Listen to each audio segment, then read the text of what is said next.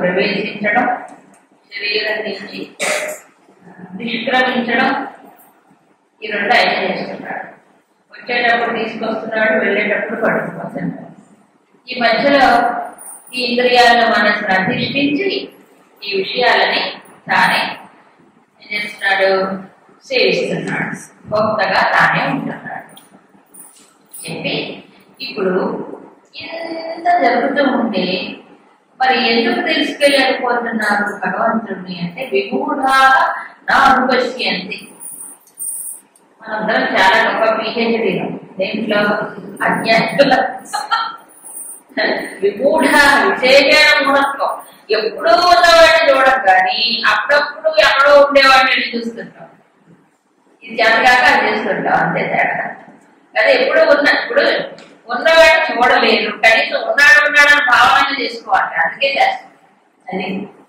అందుకే ఉద్గ్రామంతం స్థితం గుణాన్వితం మూడు వెళ్ళిపోయేటప్పుడు, ఉన్నప్పుడు, చంద్రలోకి వచ్చినప్పుడు, గుణాలతో కలిసి విషయాల్ని అనుభవిస్తున్నప్పుడు కూడా ఆయన ఉన్నాడు. అయితే జ్ఞాన దృష్టితో చూడాలి. జ్ఞాన దృష్టి కలిగిన వాళ్ళు తెలుసుకుంటారు. అది లేనప్పుడు తెలుసుకోవడం, గుర్తించడం కష్టం అవుతుంది. కాబట్టి సరేనండి, జ్ఞాన దృష్టి వచ్చే వాళ్ళకి ఏం చేయాలి? వాళ్ళ జ్ఞానాన్ని మనం కనీసం భావన చేసుకోవాలి, అంతే. ఇప్పుడు అయితే ఈ భావన లేకపోతే ఈ ప్రయత్నం పరమాత్మని అందుకోవడానికి చేసే ప్రయత్నంలో కూడా సఫలీకృతులు అవ్వడానికి ఏమిటి ముఖ్యం, ఎందుకు సఫలీకృతులు కాలేకపోతున్నారు అని చెప్పాడు. యతంతః యోగినః ఏనం పశ్యంతి. యతశీలులైన యోగులు ఇది చూస్తారు. అంటే యోగులు అయితే చూస్తారు, యోగులు కాకపోతే చూడలేదు. యోగులు అంటే ఎవరు?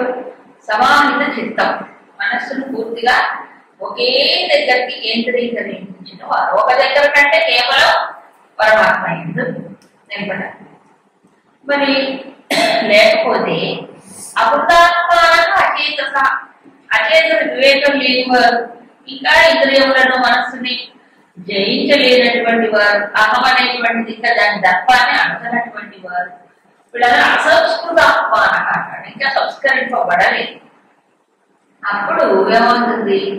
యతంతః అపి ప్రయత్నం చేస్తున్నప్పటికీ ఆత్మని అవస్థితం, తన లోపలే ఉన్న పరమాత్మని తెలుసుకోవాలి. ప్రయత్నం జరుగుతాను కానీ ఇంకా సిద్ధం కాదు. ఇప్పుడు కాఫీ ఇవ్వాలి అంటారు, ఇస్తున్నాను వస్తున్నాను. నేను ఏం చేయాలి? నీళ్ళు పెట్టాలి, కాచాలి, పొడి ఇయ్యాలి, ఏమైనా పాలు కాచాలి, అది ఇయ్యాలి, కలపాలి, పిల్లలు అప్పుడు కదా ఇచ్చేది. ఈ ప్రాసెస్ అంతా ఉంది కదా, ఉందా లేదా? మరి అప్పటిదాకా ఏం చేయాలి? వెయిట్ చేయాలి. ఇక్కడ కూడా అంతే. ఈ మనసుని బుద్ధిని రెండింటిని ఒకటోటికి తీసుకురావాలి. అంతకుముందు అందుకే 12లో చెప్పారు, ఆ మనసు బుద్ధి రెండు నాలో నిలుపు. ఈ రెండు నిలవాలంటే ఇంద్రియాలు ఉంటున్నాయి, ఎలాంటి పారేసే ఇంద్రియాలు, వాటికి ముందు ఏం చేయాలి? వాటిని వశం చేసుకోవాలి. దేనితో చేసుకోవాలి అంటే దానికి తపస్సు, స్వాధ్యాయం, ఈశ్వరుడు ఉన్నాయి ఉపాయాలని చెప్పాడు. ఇలా చేస్తే వస్తుంది. అప్పటిదాకా ఏం చేయాలంటే వీటిని తీర్చిదిద్దుకోవాలి, వీటిని మర్చిపోవాలి. ఇక్కడ ఆత్మని అవస్థితం అన్నారు. ఆత్మలో ఉన్న పరమాత్మ, ఆత్మలో ఉన్న పరమాత్మ గారి మరి ఏమిటంటే శంకరులు చెప్పినట్లుగా స్వస్యా బుద్ధౌ అవస్థితం అన్నారు. తన బుద్ధిని ప్రకాశింపజేసే చైతన్యంగా ఉన్నాడు. అంటే మనసు ఇంద్రియాలు అనులేడు, ఉన్నాడు కానీ పైన ఉంది బుద్ధి కదా. మానవుడు ప్రయత్నం చేసేది బుద్ధితోనే కదా. అందుకని ఈ వివేక జ్ఞానంతోనే మానవుడు ఈ జ్ఞాన చక్షుడు పొందుతాడు. వివేకం కావచ్చు, బుద్ధిలో అది వివేకం ఉండేది, దాన్ని ఉపయోగించుకోవడం. అందుకే బుద్ధి అని ప్రత్యేకంగా ఇక్కడ చెప్పడం జరిగింది. సరే, ఇప్పుడు ఏవైతే ప్రయత్నాలు చేయాలి? మనకి ఇంతకుముందు నిర్మాణ మోహ సంకదోష అక్కడ అమూఢులు అన్నారు, అవే దాంట్లో సంస్కరించుకోవడం అంటే ఆ మానమోహాలు వాటిని తొలగించుకోవడం కదా, సంఘ దోషములు పోగొట్టుకోవడం, ఇవన్నీ కామ వివర్జిత, ఇవన్నీ ప్రయత్నపూర్వకంగా చేసినప్పుడు విమూఢులు కాకుండా అమూఢులు అయినప్పుడు పొందుతారు. సరే, ఇదొక కాన్సెప్ట్. ఈ మొత్తం విశ్వాన్ని భగవంతుడు ఎలా నిలబెడుతున్నాడు చెప్పాడు. సూర్యుడు, చంద్రుడు, అగ్ని, ఈ మూడిట్లో ఉండేటువంటి తేజస్సు నాదే. మూడు తేజస్సులే కాబట్టి ఒక్కోటి ఒక రకంగా ఉంటుంది. సూర్యుడి తేజస్సు ఏమో వేడిని వెలుగునిస్తుంది, చంద్రుడి తేజస్సు పుష్టిని చల్లదానాన్ని ఇస్తుంది, మరి అగ్ని వేడిస్తుంది. వేడి అనేది ఎందుకు అంటే ఏ వస్తువైనా అగ్ని అంశ లేకపోతే దానికి రూపమే ఉండదు. అగ్ని ఉంటేనే రూపం, అవును, లేకపోతే ఏంటి పౌడర్ అయిపోతుంది, అవునా? సో అగ్ని కళ ఉండాలి. సో ప్రతి జీవుడిలో అగ్ని ఉంటేనే ఏమవుతుంది, వాడికి డైనమిజం ఉంటుంది. మామూలుగా డైనమిజం ఉంటుంది. అగ్ని లేకుండా చల్లగా ఉంటాడండి మనిషి, మంచిగా తయారు, మంచుతనం ఉంటుంది. అగ్ని అంటే ఏమవుతుంది, తేజస్సు. అందుకే అగ్ని బాగా పనిచేయాలి శరీరాన్ని. అగ్ని పనిచేస్తే ఆరోగ్యం కూడా బాగుంటుంది, ఆరోగ్యం కూడా బాగుంటుంది. కాబట్టి అగ్ని మద్దతు ఇచ్చినప్పుడు ఏమవుతుందంటే అన్ని మొదలవుతాయి. అప్పటికి ఒక్కోటి సమస్య. కాబట్టి లోపల అగ్ని తర్వాత చెప్తాడు, బయట అగ్ని లోపల అగ్ని అన్ని సమానమే. ఈ అగ్ని వల్లనే అన్ని పనిచేస్తున్నాయి. సరే, ఇకపోతే సో మూడు ముఖ్యమైనటువంటి తేజస్సు అది భగవంతుడే. అందుకే పూర్వము సూర్యోపాసన, చంద్రోపాసన, తర్వాత అగ్ని ఉపాసన తీసేవచ్చు. అగ్నిహోత్రాలు అంటారు చూడండి, అగ్నిహోత్రాన్ని నిత్యము కూడా ఆరాధన చేసేవారు. ఏది గృహస్థులైన వారే, గృహస్థులే. అసలు కొంతమంది అయితే అగ్నిని వెంట పెట్టుకొని వెళ్తారు ఎక్కడికి పోయినా. పూర్వం అలా వెళ్ళేవారు. ఎక్కడికి పోయినా ఒకటి అగ్ని ఉంటుంది. ఎందుకంటే ఆ సమయం వచ్చేటప్పటికి సంధ్యాదానం చెయ్యరు, సాయంత్రం ఉదయం. కొంతమంది సాయంత్రం కూడా చేసేవాడు పూర్వం. ఉదయం సాయంత్రం సంధ్యాదానం చెయ్యాలి. అలాగే దక్షిణాగ్ని, ఆహ్వానీయాగ్ని, త్రేతాగ్నులని పూర్వం ఆరాధించేవాడు. అలా అగ్నిని కూడా భగవత్ స్వరూపముగా, పరమాత్మకు ప్రతీకగా ఆరాధన చేసేవాడు. ఈశావాస్యోపనిషత్తులో అగ్నేనయ సుపధారాయే అస్మాన్ విశ్వాని దేవ వయునాని విద్వాన్ యోజస్వత్రిపురాణమేనో భూయిష్టాంతే నమ ఉక్తిం విధేమ అని అగ్నిదేవుడి చుట్టూ, పవకొండ చుట్టూ తిరిగి నమస్కారం చేస్తారు. ఎందుకు అంటే ఈ అగ్నిని పరమాత్మగానే భావిస్తున్నాడు. ఈ ప్రపంచంలో ఏ దారులు ఎండిపోతాయో, ఏ లక్ష్యాన్ని తెలుసు అవన్నీ నీకు తెలుసు, మమ్మల్ని మంచి దారి వైపు నడిపించు అగ్నిదేవుడా. అది శుభధారాయే, మంచి మార్గం నడిపించు. అది భగవంతుని నిర్మించాల్సిందే మార్గాన్ని, అది కోరుకోవాలి, అది ప్రార్థన. సరే, ఇకపోతే భూమి. ఈ భూమి కూడా ఈ ప్రాణులందరినీ నిలబెట్టుకొని భరిస్తుంది. భూమి చాలా బరువైంది కదా, మనందరినీ భరిస్తుంది. ఇంత బరువైన భూమి తిరుగుతుందండి. ఇప్పుడు సైంటిస్టులు చెప్తున్నారు, కొత్తగా ఏం చెప్పట్లా. ఎలా తిరుగుతుందట, తన చుట్టూ చాలా ఉంటుంది, ఇరుసు అని ఒకటి ఉంటుంది. ఆ ఇరుసు ఆధారంగా తిరుగుతుందట. ఇది భూమి. అంత పెద్ద భూమి అలా తిరుగుతుంటే ఎప్పుడు కింద పడితే గ్లోబ్ తయారు చేస్తారు చూడండి, మోడల్ తయారు చేస్తారు కదా, దానికి ఒకటి మధ్యలో ఉంటుంది అనమాట. అలా తిరుగుతున్నప్పుడు ఎప్పుడైనా ఒకసారి దొల్లి పట్టం కానీ ఇది కానీ ఉంటుంది నేను చెప్తారు ఇక్కడ. అందుకే ఓజస అన్నారు. ఆ భూమిలో ఏ శక్తి ప్రవేశించిందట అంటే పరమాత్మ. ఆవిష్యత భూమిలో నేను ప్రవేశించి ఈ ప్రాణులందరినీ ధారయామి, నేను నిలబెడుతున్నాను. ఓజస అంటే బలము చే. సో భూమికి ఆ బలం ఎవరు అంటే భగవంతుడు. బలేన బలేన అనగా శంకరాచార్య వివరణ ఇచ్చారు. కామరాగ వివర్జితం బలం అంటారు. ఇందులో కామరాగం లేవు, ప్యూర్ ఎనర్జీ, శుద్ధమైన బలం. అది ఎవరిది? మనిషికి కాదు, ఐశ్వరం, ఈశ్వరీయ. తర్వాత జగత్ విధారణ, జగత్తునంతటినీ ధరిస్తుంది ఎవరు? నేనే భూమిలో ప్రవేశించాను, అలా నేను నిలబెడుతూనే ఉన్నాను. ఏదో పురాణ కథలు నిజమే చెప్తారు, ఎవడో ఒకడు భూమిని ఎత్తుకుపోతున్నాడు, అప్పుడు ఆయన వరాహ రూపాన్ని ధరించి ఇలా వైకెత్తాడు, వరాహ వరాహ స్వామి అంటాడు, ఆది వరాహమూర్తి అంటాడు. ఎప్పుడూ నిలబెడుతూనే ఉన్నాడు కదా, ఎప్పుడూ భూమిలో ప్రవేశించి ప్రాణులందరూ నిలబెట్టేది ఆయనే. అది ఒకటేనా? పైన చంద్రుడిగా ఉండి రసస్వరూపుడై, రసములన్నిటికీ మూలం చంద్రుడ. మనం ఏ రుచులు ఇక్కడ భూమి పైన పంటల రూపంలో ఆహార రూపంలో వస్తుందో ఆ రుచులన్నిటికీ నిలయంలో చంద్రుడు, ఆయన వల్లే వస్తుంది.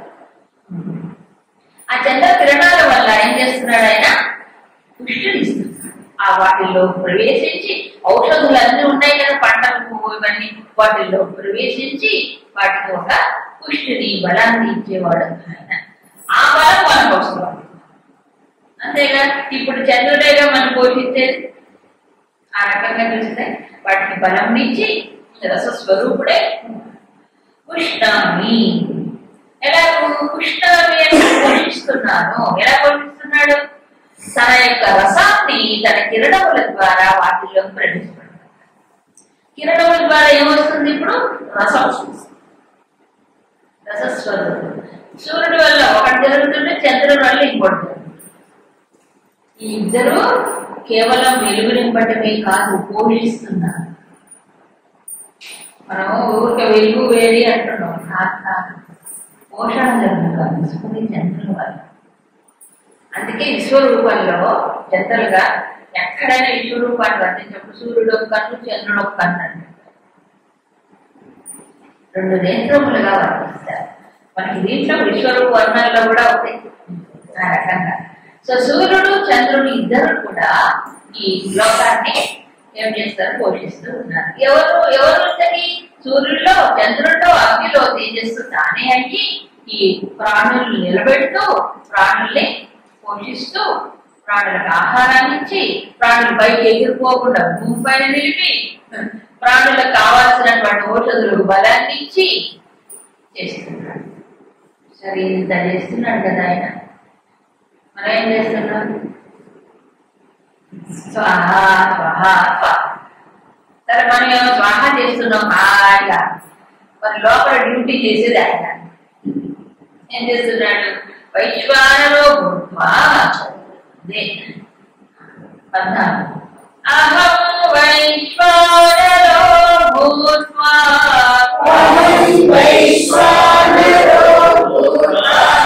ప్రాణినాం దేహమాశ్రితః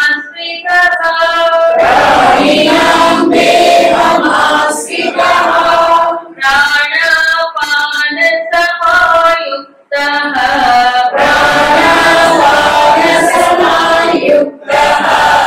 పచామ్యన్నం చతుర్విధం. అహం వైశ్వానరో భూత్వా, నేను వైశ్వానరుణ్ణి. అంటే ప్రాణినాం దేహమాశ్రిత, ప్రాణుల యొక్క దేహంలో ప్రవేశించి వైశ్వానరుడనయ్యి. వైశ్వానుడు ఎవరు? ఉదరస్థ అగ్ని, ఉదరంలో ఉండే అగ్ని వైశ్వానరాగ్ని. సో మన దేహంలో ప్రవేశించాడు, అందుకే దేహమే దేవాలయం.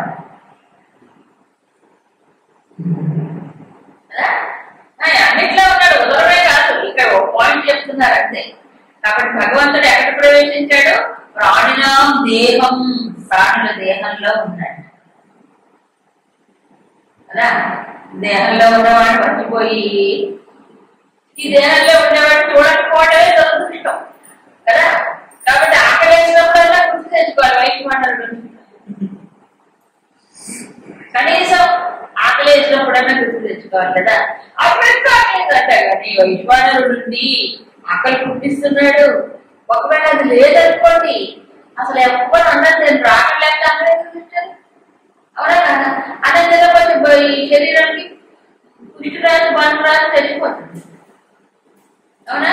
ఆకలి పుట్టించి, అవునా, తర్వాత అన్నాన్ని తినిపించి, అన్నాన్ని ఇచ్చి, అవునా కదా, భూమిలో పంటలు పండించి దానికి రసాన్ని ఇచ్చి, చంద్రుడిగా పోషించి, సూర్యుడిగా కిరణాలకి వాటికి ఆహారాన్ని ఇచ్చి ఎన్ని చేస్తున్నాడు పాప. ఇంత చేస్తుంటే స్వామి ఇంకా ఏదో చెయ్యి, ఏదో చెయ్యి, ఇంకా చెయ్యి, ఇంకా చెయ్యి, అది చెయ్యి, ఇదంతా ఎట్లా? వైశ్వానరుడయి దేహంలోనే ప్రవేశింది. ఏం చేస్తున్నాను స్వామి దేహంలో? అది కూడా తెలియదు మనకి. ప్రాణాపాన సమాయుక్త. ప్రాణం అపానం ఈ రెండు ముఖ్యమైనటువంటి శక్తులు. వీటిని ఏం చేస్తున్నాడు ఆయన? సంయుక్త, వీటితో కలిసిన వాడు, ప్రాణాపానములతో కలిసిన వాడి. చతుర్విధం అన్నం పచామి, 4 విధాలైన అన్నం నేను పచామి చక్కగా అరిగించి పెడుతూ ఉన్నాను. పచామి ఏంటి? ప్రాణాపానములు ఉండే చెప్పాడు, మిగతా 3 వాయువులు ఉన్నాయి, కాకపోతే అవి చేసే పనులు వేరు. జ్ఞాన ఉదాహరణ సమానములు, వాటి డ్యూటీ వేరు. కానీ అరగడానికి ముఖ్యంగా 2, ప్రాణం అపానం. ఒక లోపలికి వెళ్ళేది, బట్టి బయటకు వచ్చేది. ఇలా లోపలికి బయటికి వస్తూ పోతూ ఉంటే తద్వారా లోపల అగ్ని ప్రజ్వలిస్తుంది. అంతేగా? అగ్ని ప్రజ్వలించాలంటే వాయువు ఉంటుందా? వాయువు, అవునా కాదా? గ్యాస్ వాయువుతోనే కదా. ఇప్పుడు గ్యాస్ తో కదా మనం వంట చేసేది. అంటే వాయువే కదా. మళ్ళా ఒకటి గ్యాస్ అంటే మీరనే గ్యాస్ కాదు, ఏదో జబ్బు గ్యాస్ ఏదో అంటే అట్లాంటి గ్యాస్ట్రిక్ ప్రాబ్లమ్స్ కాదు ఇక్కడ గ్యాస్ అంటే అట్లా కాదు. వాయువులు ఉన్నాయి. ఏ వాయువులు? 5 ఉన్నాయి కదా. ఈ 5లో ప్రాణ అపానములు అగ్నిని మెయింటైన్ చేస్తాయి అని చెప్పాడు మనకి. ఇప్పుడు చూడండి, మనం ప్రతి క్షణము ఊపిరి పీలుస్తున్నాం, ఊపిరి వదులుతున్నాం. అవునా? అంటే ప్రాణం అపానం, ప్రాణం అపానం. ఇది నిరంతరం జరగట్లే. ఇది జరుగుతుంది కాబట్టి లోపల వాటిని నిలుస్తాం. ఇది అయిపోతే చల్లబడిపోతుంది. ఏం సిస్టమ్ అంటే లోపల ఎంత అద్భుతమైన సిస్టమ్ అసలు. అదే ఎవరు తయారు చేయలేదు, ఇది ఎవరు తయారు చేయలేదు ఇలాంటి సిస్టమ్. అవునా? ఇంత మంచిది ఇచ్చాడు భగవంతుడు. అలా నిరంతరం ప్రాణాపానం పనిచేస్తూ ఉంటే, అగ్ని ఇక్కడ నిత్యము అగ్ని వెలుగుతూ ఉంటే, ఈ అగ్ని ఏం చేస్తుంది? దహన కర్మ చేస్తుంది. అంటే మనం తీసుకున్నటువంటి ఆహారాన్ని చక్కగా అరిగించి పెడుతుంది. ఇక్కడ అరిగించడం అనే మాట చెప్పాడు భగవంతుడు. పచామి నిజంగా మాట్లాడితే ఇది అరిగించడమే కాదు, డైజెషన్ అంటాం మామూలుగా, అదే కాదు, ఇంకో పని కూడా చేస్తున్నాడు. డైజెస్ట్ అయిన తర్వాత ఏమవ్వాలి? శరీరంలో వివిధ భాగములకు వెళ్ళిపోవాలి. శరీరం దీన్ని పీల్చుకోవాలి, ఆహార సారం. దాన్ని ఎసిమిలేషన్ అంటారు. డైజెషన్, ఎసిమిలేషన్, ఈ 2 సమానంగా జరగాలి. అవునా కాదు? ఈ 2 జరిగితే అప్పుడు తీసుకున్నాను వంట పట్టడం అంటారు తెలుగులో. వంట పట్టడం అంటే ఎసిమిలేషన్.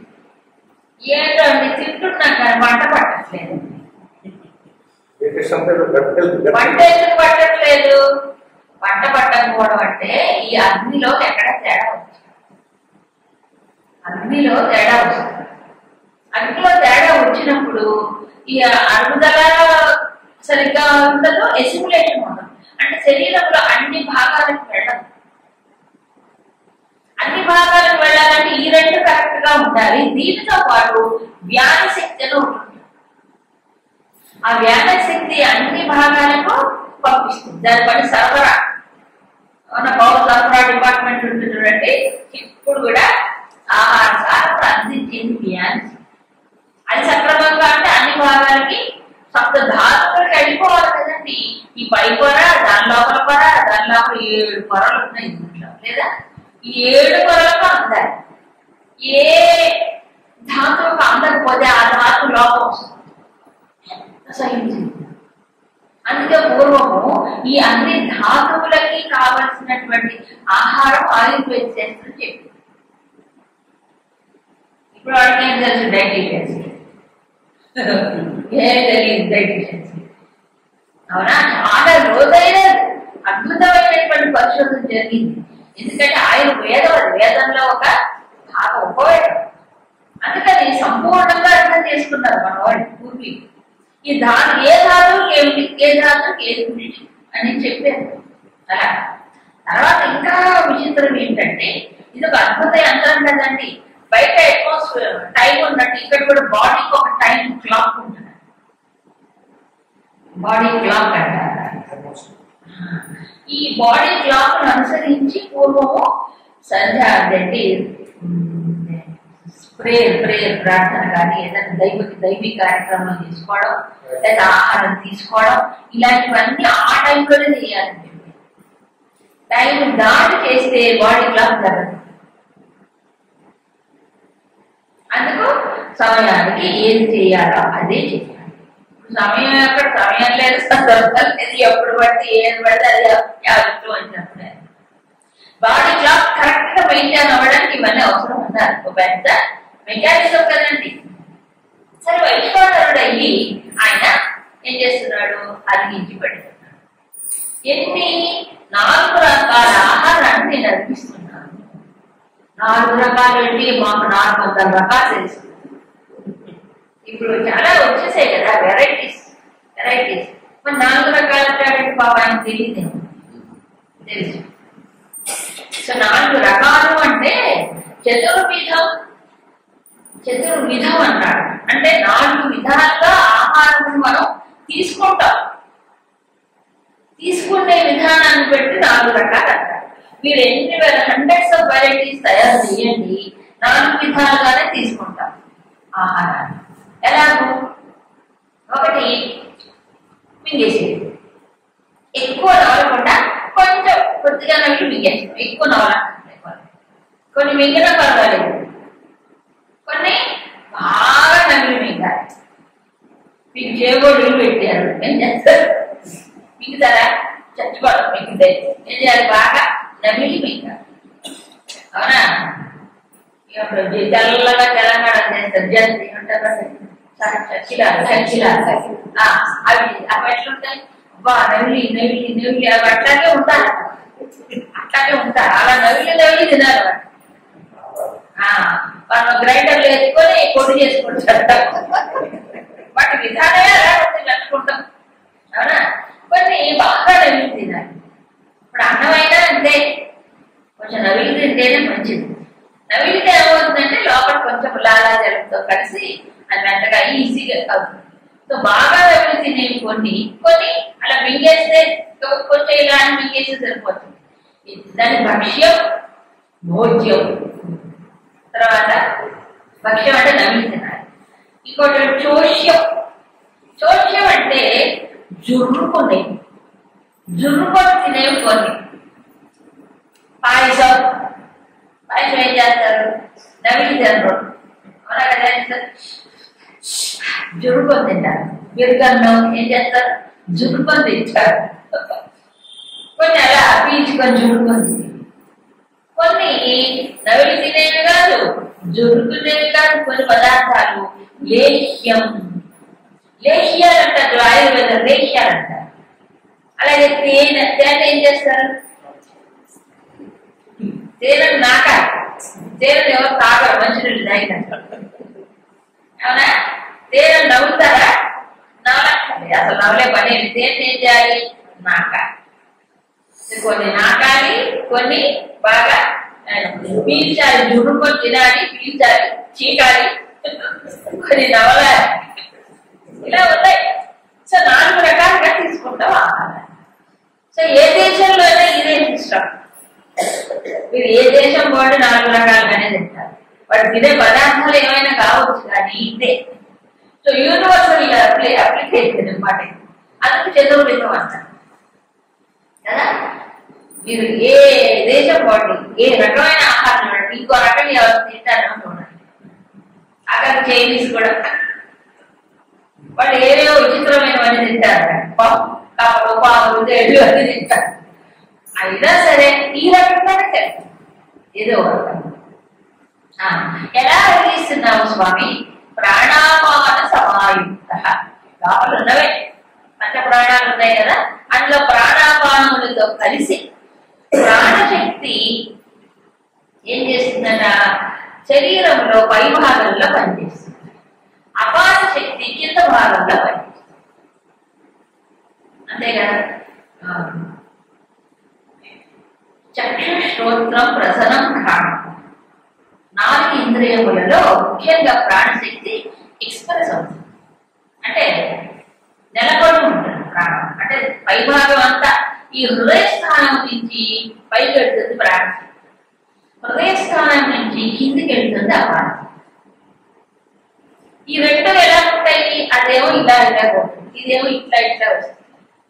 ఇది జరిగే ప్రక్రియ.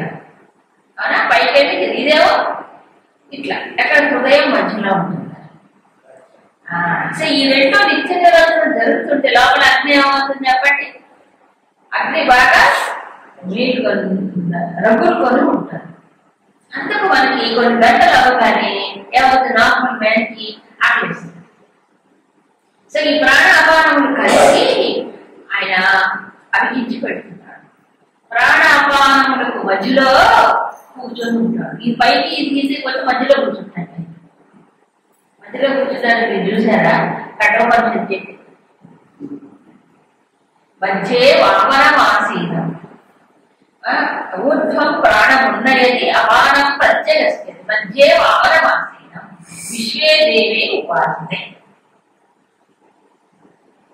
మధ్యే ఎక్కడ మధ్యలో? హృదయ స్థానంలో ఉంటాడు. ఎవరైనా ఆ వామనుడు. వామనుడు అంటే వామనావతారం కాదు. అక్కడ కఠోపనిషత్తు ఆయన వామనుడు అంటారు. వామనం వామనుడు. ఎంత అంగుష్ట మాత్ర పురుష అంటాడు. మరి హృదయ స్థానంలో అంగుష్ట మాత్ర పురుష హృదయంలో నిండిపోయి ఉంటాడు. ఆ మధ్యలో కూర్చొని ప్రాణమును పైకి పంపిస్తూ అపానమును కిందికి పంపిస్తూ ఏం చేస్తున్నాడు? చక్కగా అందించబడి ఆయన మధ్యలో ఉంటేనే ఇది జరుగుతూ ఉంది.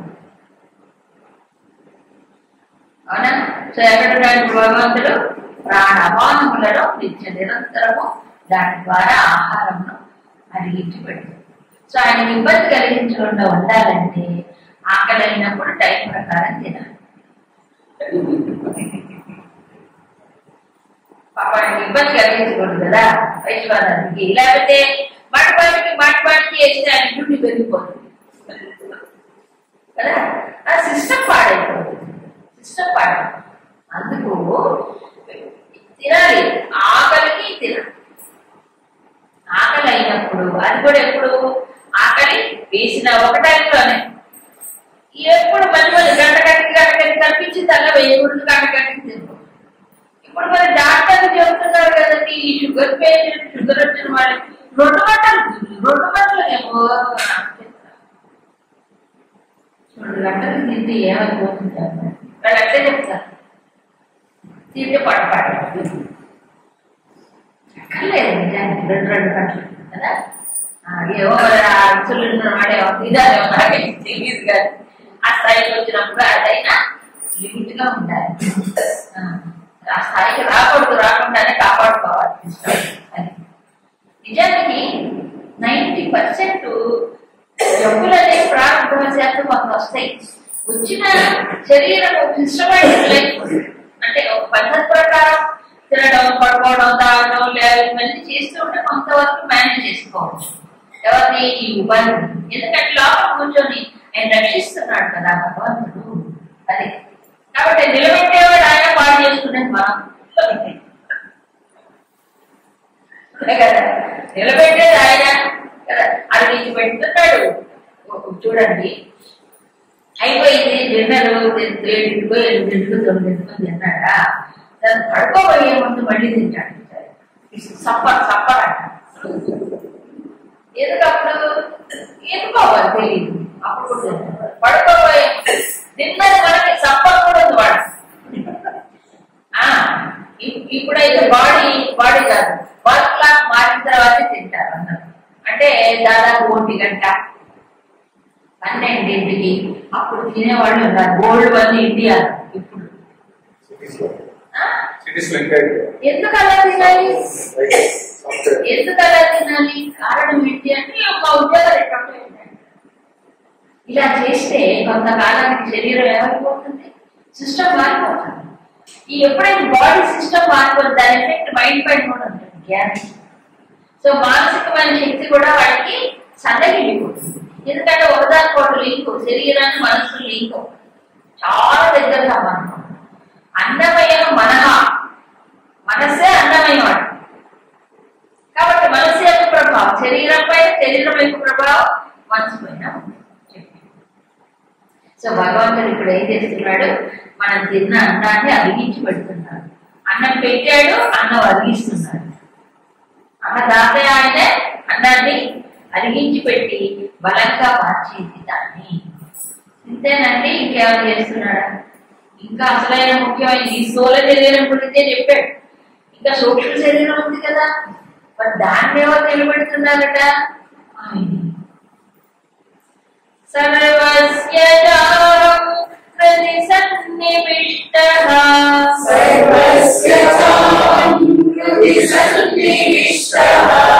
మత్తస్మృతి జ్ఞానమపోహనం చ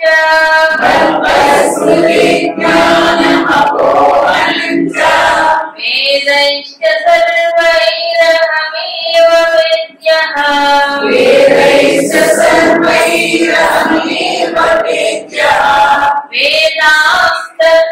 వేదవిదేవ చాహం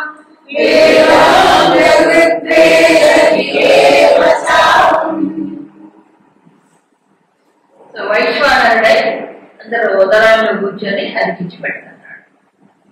ఉదరంలో కాదు, హృదయంలో కూడా ఉన్నాడు. అదే చెప్తాడు, సర్వస్య హృది సన్నివిష్ట.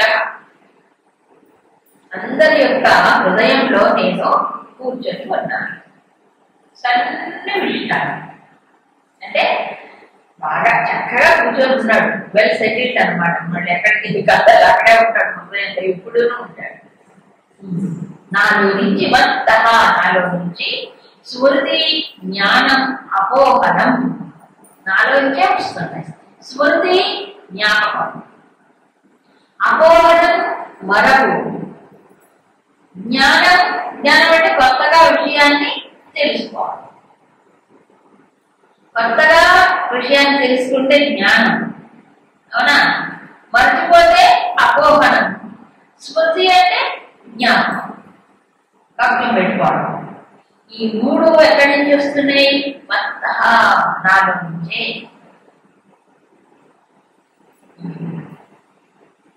చూడండి, మనము ఈ 3 చేస్తున్నాం. 3 మనకి శక్తులే, అది ఆయన ఇస్తున్నాడు.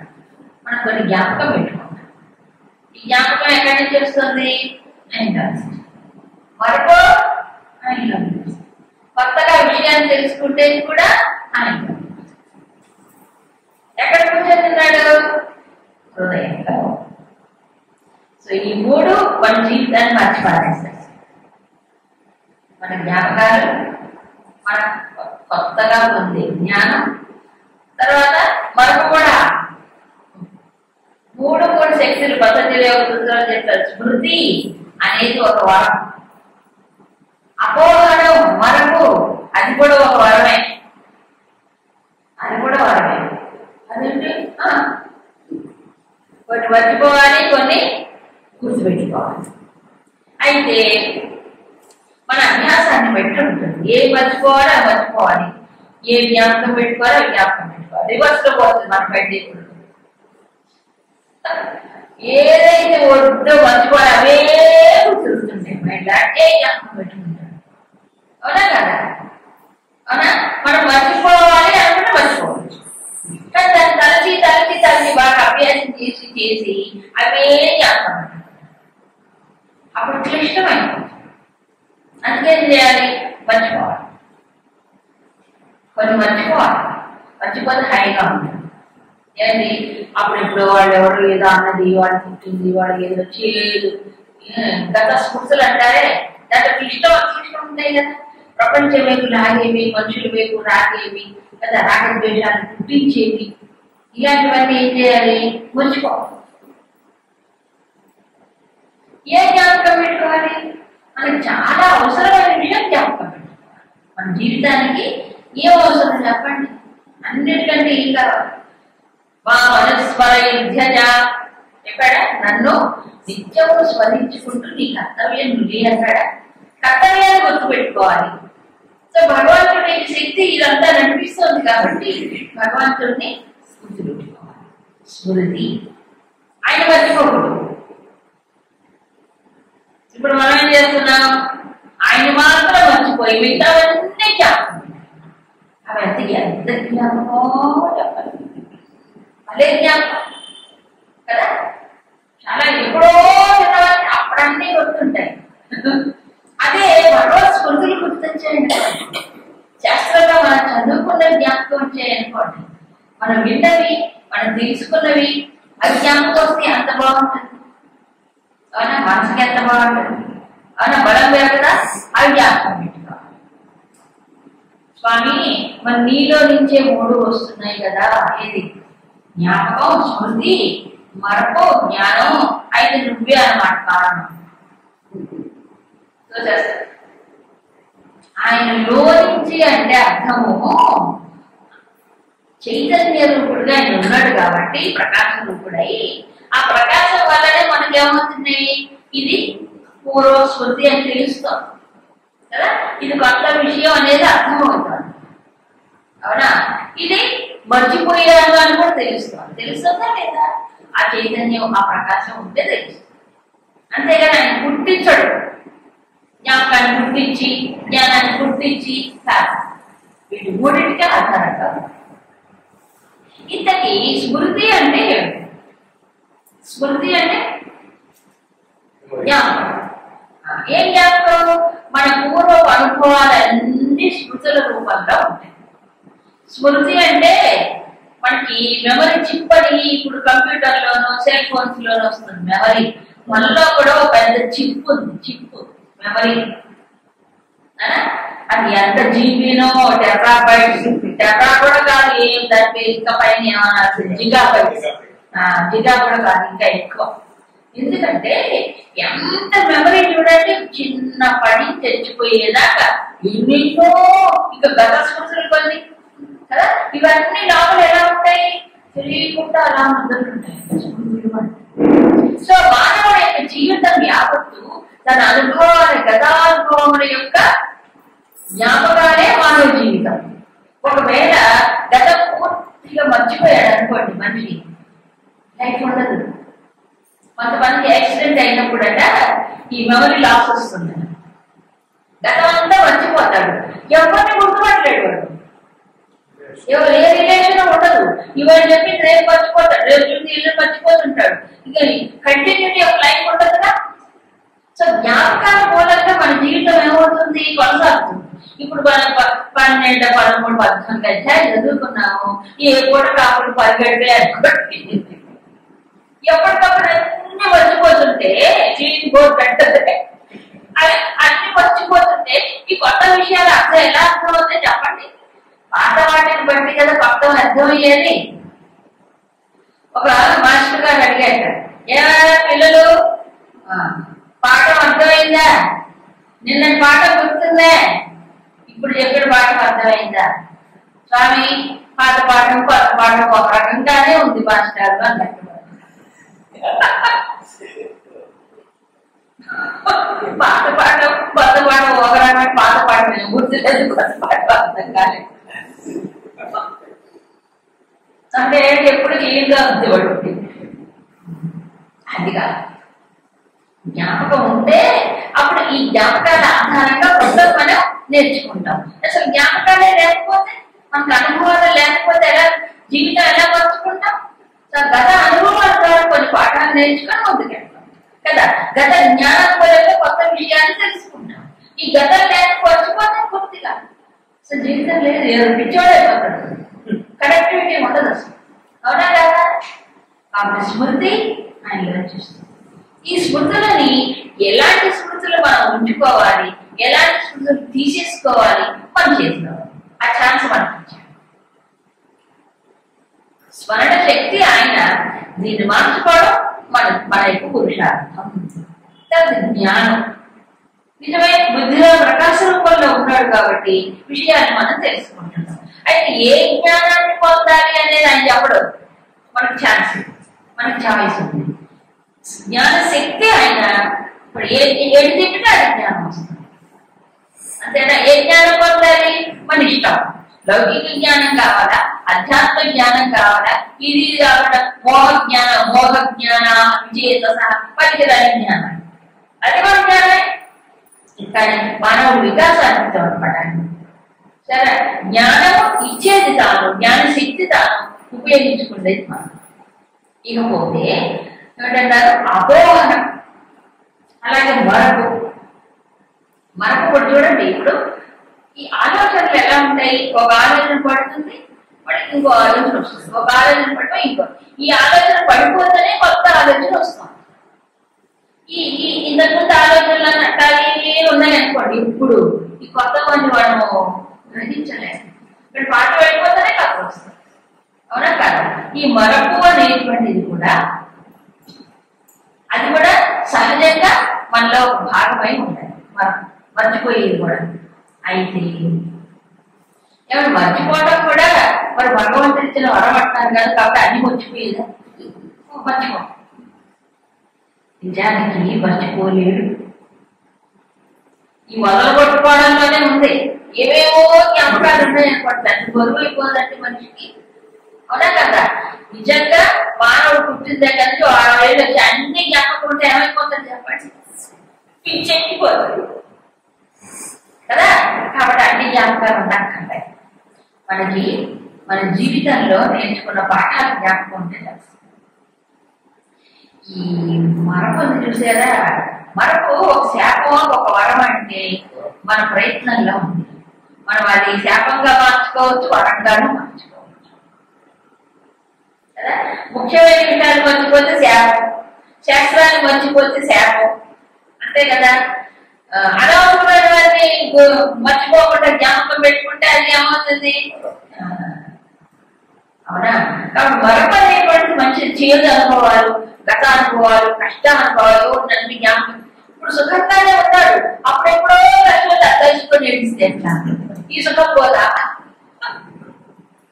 విచిత్రం అనే మనసు ఎంత పిచ్చిదా.